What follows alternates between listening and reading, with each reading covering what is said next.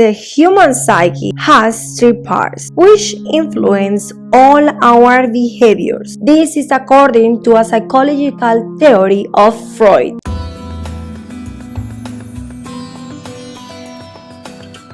The first part that influences in our behavior is the instinct, which in this theory is called ID. This part contains our sexual force and aggression and invisible memories that we do not remember very clear, but they are stored in our memory. The second part is morality, which is the superego. This one is in charge of moral consciousness. The third part is the realistic part, which is the ego. The ego is the arbitrate that is in charge between our desires and morality. That means it's the arbitrate between ID and the superego. Each one of these three parts develop through our life experience. So just let me give you an example to make it more clear. So all of us, we have our inner judge, which is the ego. And all of us, we have our naughty part. That naughty part is the ID. Why is it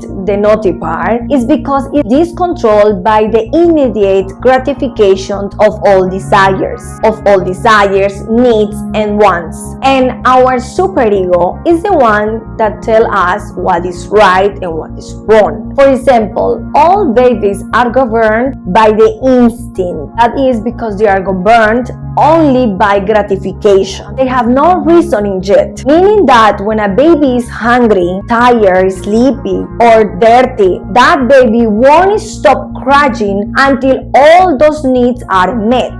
The superego is our good part, is what advises us when something is wrong. Although each one contains unique elements, they work together, and all these three parts interact to frame a whole. And when they frame a whole, they influence our behaviors. According to this theory, the ego, which is the image of the self, is that part of the ID that has been adjusted or made by the influence of the external world. So the way our ego acts depends crucially on our life experience. Another common example to understand this theory is to imagine that the ID is like a horse. The ego is the person who rides the horse, and the superego is the one that is on charge to tell us which direction to take. The superego is the value and the morality of society, and this is made by our parents. This part is the voice of our consciousness. This part controls the ID motivation. It has the ego conviction of being moralistic. If you manage to control your ego, you will obtain self-control. And for those who have self-control,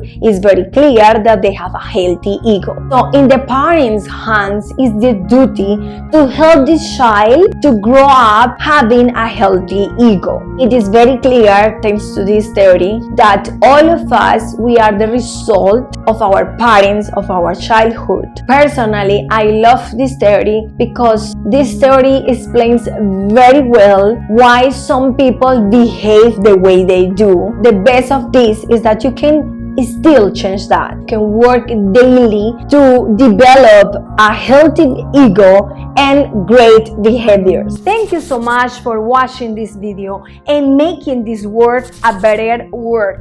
Please subscribe, share, comment, and thumbs up. Until next time, universal blessings.